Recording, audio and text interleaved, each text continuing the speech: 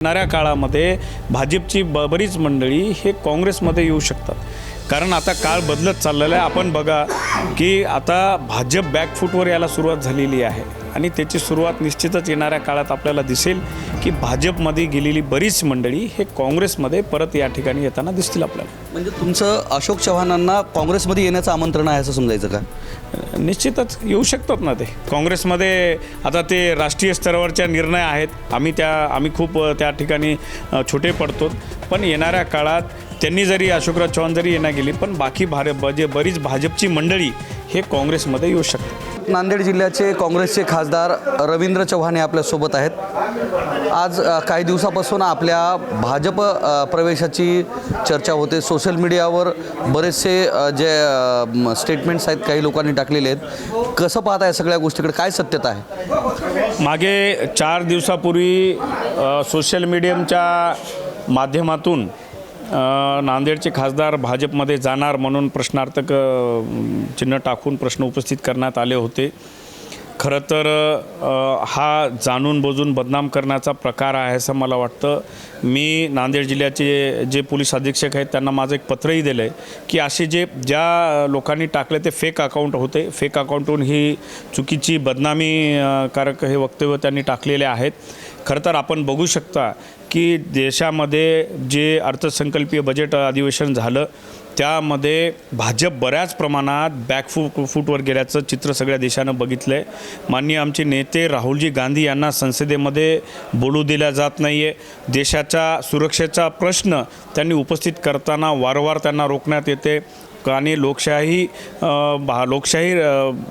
भारत आपण म्हणतोय, पण संसदेमध्ये भाजप सरकार लोकशाहीची थट्टा करताना बघतायत। विरोधी पक्षनेत्याला तेवढंच महत्त्व असतं आणि राहुलजी गांधी अशा प्रकारे आता काँग्रेसच्या खासदारांना कोण्या ना कोण्या प्रकारे बदनाम करण्याचा प्रयत्न भाजप वेळोवेळी करताना बघते। त्या ठिकाणी आरोप झाले की आमच्या महिला खासदारावर काही जणांनी आरोप केलेले आहेत की महिला खासदार पंतप्रधानाच्या खुर्चीजवळ गेले आणि पंतप्रधानांना कोणता धोका होऊ नये म्हणून राष्ट्रपतीचं अभिभाषण पंतप्रधानांना आम्ही लोकसभेमध्ये करू दिलं नाही म्हणून, आणि माझ्यावर असे आरोप करण्यात आले। म्हणजे असे वेगवेगळे आरोप भाजप करते आहे।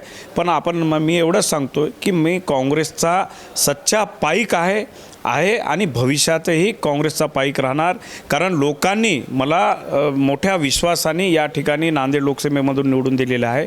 जेव्हा नांदेडची मोठी नेते मंडळी काँग्रेस सोडून भाजपमध्ये गेली तेव्हा इथं स्वर्गीय खासदार वसंतरावजी चव्हाण साहेबांनी काँग्रेसचा झेंडा खांद्यावर घेऊन नांदेड जिल्ह्यामध्ये काँग्रेस जीवन ठेवण्याचा प्रयत्न त्या ठिकाणी केला आणि लोकांनी त्यांना निवडून दिलं। मलाही त्या ठिकाणी पोटनिवडणुकीमध्ये निवडून दिलेलं आहे।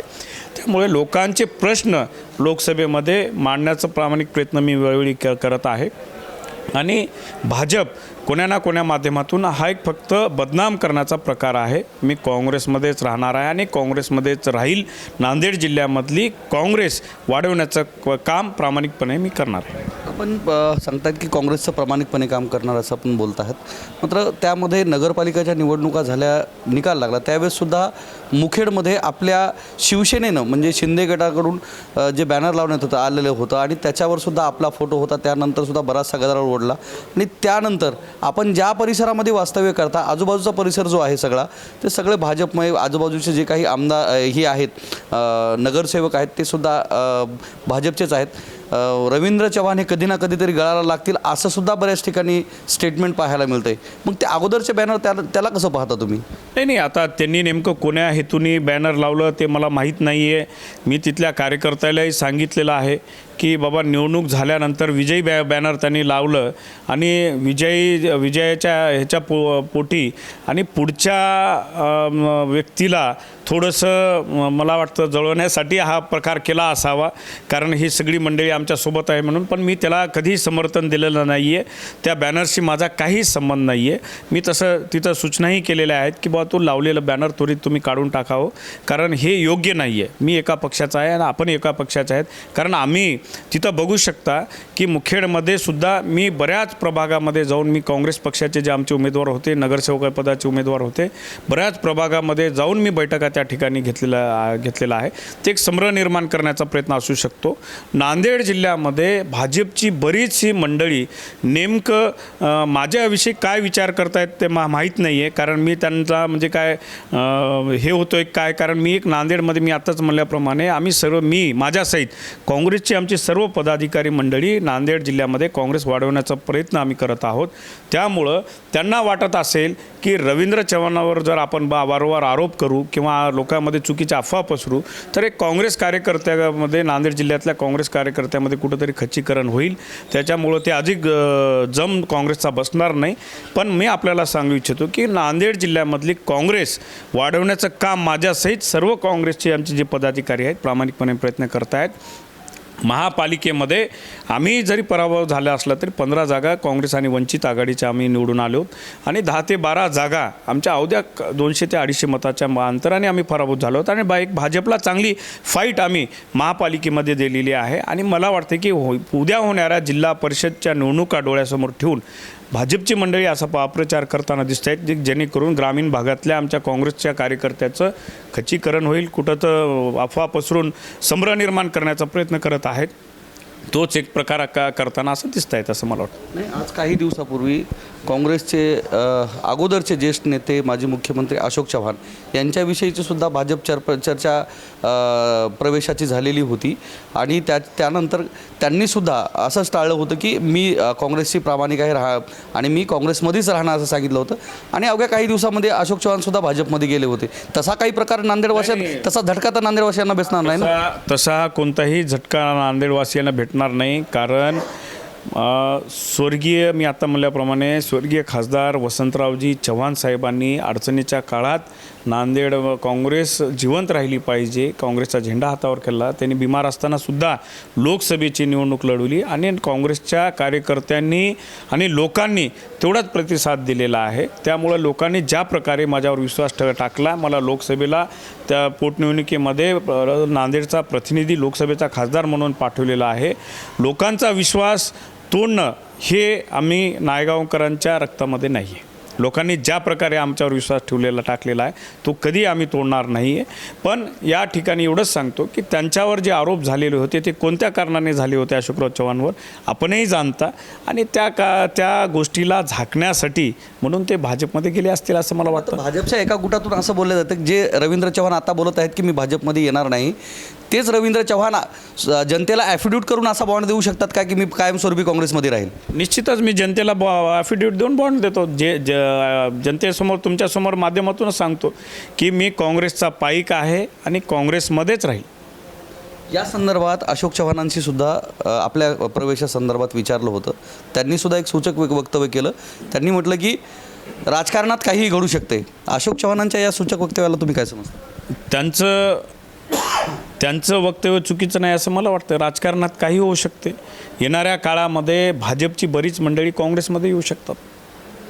मी माझ्या नजरेने त्यांचं वक्तव्य असं घेतो की येणाऱ्या काळामध्ये भाजपची बरीच मंडळी हे काँग्रेसमध्ये येऊ शकतात. कारण आता काळ बदलत चाललेला आहे. आपण बघा की आता भाजप बॅकफूटवर यायला सुरुवात झालेली आहे आणि त्याची सुरुवात निश्चितच येणाऱ्या काळात आपल्याला दिसेल की भाजपमध्ये गेलेली बरीच मंडळी हे काँग्रेसमध्ये परत या ठिकाणी येताना दिसतील आपल्याला. म्हणजे तुमचं अशोक चव्हाणांना काँग्रेसमध्ये येण्याचं आमंत्रण आहे असं समजायचं का? निश्चितच येऊ शकतात ना ते काँग्रेसमध्ये. आता ते राष्ट्रीय स्तरावरच्या निर्णय आहेत. आम्ही खूप त्या ठिकाणी छोटे पडतो. पण येणाऱ्या काळात त्यांनी जरी अशोकराव चव्हाण जरी येण्या गेली पण बाकी बरीच भाजपची मंडळी हे काँग्रेसमध्ये येऊ शकतात. या माध्यमातून तुम्ही आमंत्रण दिले अशोक चव्हाणांना आणि तुम्ही हातपुडी करण्यासाठी तयार आहेत. तुमचा काँग्रेसचाच तो सिम्बॉल आहे, हातपुडी करण्यासाठी तयार आहे. येऊ शकतात ना, या आलं तर स्वागतच आहे. ज्या पद्धतीनं दिल्लीमध्ये अधिवेशन चालू आहे, राहुल गांधींना एब्सेन्स फाईल्सवरून बोलल्या जाऊ देत नाही, प्रधानमंत्र्यांचं नावसुद्धा दिल्या जाऊ शकत नाही. त्याच्यामुळं त्या गोष्टीकडे तुम्ही कसं पाहता? सभागृहामध्ये ज्या पद्धतीचं वातावरण आहे, बऱ्याच वेळेस सभागृह तहकूब करावं लागलं आहे. याच्यामध्ये आपण बघितलं जे 2 आठवड्याचं अर्थसंकल्पीय अधिवेशन झालं त्यामध्ये पंतप्रधानांना जेवढं महत्त्व असते संसदेमध्ये विरोधी पक्ष नेत्यालाच तेवढं महत्त्व देण्याची प्रथा अनेक वर्षापासून या भारताच्या इतिहासामध्ये आहे.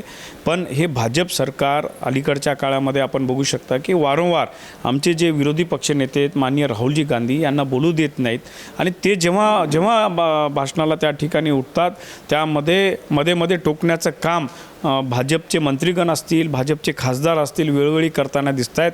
आणि लोकसभेचे जे अध्यक्ष आहेत ते पण वारंवार त्यापणे निष्पक्षपणे काम करताना त्या ठिकाणी आपल्याला पाहायला मिळत नाही आहे. कारण ज्या प्रकारे सत्ताधारी मंडळींना बोलू द्यायला पाहिजे तसं विरोधी पक्षनेत्यालाही बोलू दिलं पाहिजे असं माझं मत आहे. आणि एपिस्टेन फाईलमुळं अमेरिकन करारामुळं भाजप बऱ्याच प्रमाणात त्या ठिकाणी बॅकफूटवर गेल्याचं चित्र सगळ्या देशामध्ये आहे. आणि राहुल गांधींनी आम्ही संसदेमधले सगळे खासदार मंडळींनी वेळोवेळी सभागृहामध्ये हा मुद्दा उपस्थित केला.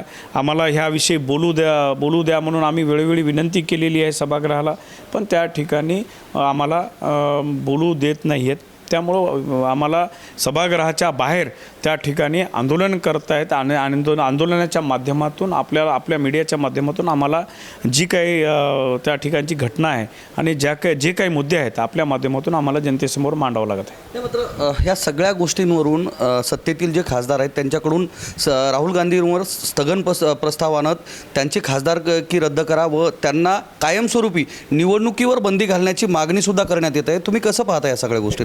खरं तर असे स्थगन प्रस्ताव आणणे आणि कायमस्वरूपी निवडणुकीवर बंदी घालणे हे चुकीच्या पद्धतीचं राजकारण करत आहेत असं मला वाटत आहे. पण असा कोणताही प्रस्ताव ते उपस्थित केलं तरी आणतील असं मला वाटत नाही आहे. कारण त्याचे असं जर केलं तर त्याचे अनेक दुष्परिणाम त्यांना भोगावे लागतील. आपण आता अधिवेशनादरम्यान सभागृहामध्ये होतात आणि त्या दरम्यान आता जी भारत अमेरिका ट्रेड डील जी झालेली आहे त्या ट्रेड डीलचे नेमके मुद्दे काय आहेत, जे आरोप प्रत्यारोप या ठिकाणी पाहायला मिळतात, खरंच शेतकऱ्यांच्या दृष्टिकोनातून ही डील महत्त्वाची आहे का? नाही, खरं तर ही भारतातल्या शेतकऱ्यांना देशोधडीला लावण्याची डील आहे असं मला वाटतं. की कारण भारतामधून जेव्हा निर्यात आपण या ठिकाणी करतो, एक्सपोर्ट करतो, तेव्हा त्याला 18% त्या ठिकाणी GST किंवा कर टॅरिफ त्या ठिकाणी लावल्या जाते. आणि अमेरिकेतून जे आयात करतो त्याला 0 टॅरिफ आपण या ठिकाणी आकारतो. मला आपल्या माध्यमातून हेच सांगायचं आहे की या ठिकाणी भारताचे जे सरकार आहे ते अमेरिकेचे जे राष्ट्रपती यांच्यासमोर लोटांगण घातले काय अशी परिस्थिती या ठिकाणी उद्भवलेली आहे. कारण त्याच्यामध्ये सोयाबीन आहे, भात आहे, मका आहे, असे कितीतरी पिके आहेत ते आपल्याला आपण त्यांच्यासोबत म्हणजे अमेरिकेचे जे शेतकरी आहेत किंवा आणि भारताचे शेतकरी अमेरिकेच्या शेतकऱ्यासोबत कसं कॉम्पीट करतील. त्यामुळं हा ट्रेड आहे तो चुकीचा आहे असं मला वाटतं. शेवटचे 2 प्रश्न. आता 2 राष्ट्रवादी जे आहेत त्या विलिनीकरणाचा जो मुद्दा आहे पुढे येताना पाहायला मिळतो. सुनेत्रा पवार यांनी उपमुख्यमंत्रीपद स्वीकारलं. राष्ट्रवादीच्या सर्वेसर्वा म्हणून त्यांनी आता सोबत आहेत अजित पवार गटाच्या. मात्र दोन्ही राष्ट्रवादी एकत्रित याव्यात या दृष्टिकोनातून सुद्धा चर्चा सुरू आहे. आणि राष्ट्रवादीचे जे नेते आहेत शशिकांत शिंदे यांनी म्हटलं की दोन्ही राष्ट्रवादी एकत्र येणं हेच खरं दादांना श्रद्धांजली असं म्हटलं. कारण अजित पवारांच्या कुटुंबाशी आपले फार निकटचे संबंध आहेत त्याच्यामुळे हे विचारतोय.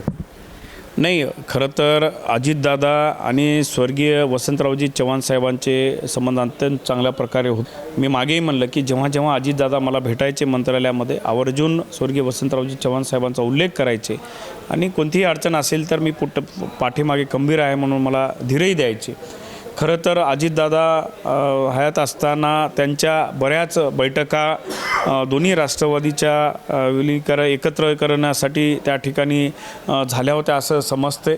पण अजितदादा गेल्यामुळं बरीचशी समीकरणं बदलताना दिसत आहेत आणि दोन्ही परिवार एकत्र येऊन निर्णय काय घेतील. खरं तर दोन्ही राष्ट्रवादी एकत्र जर आल्या तर निश्चितच एक चांगला संदेश पुढे जाऊ शकतो.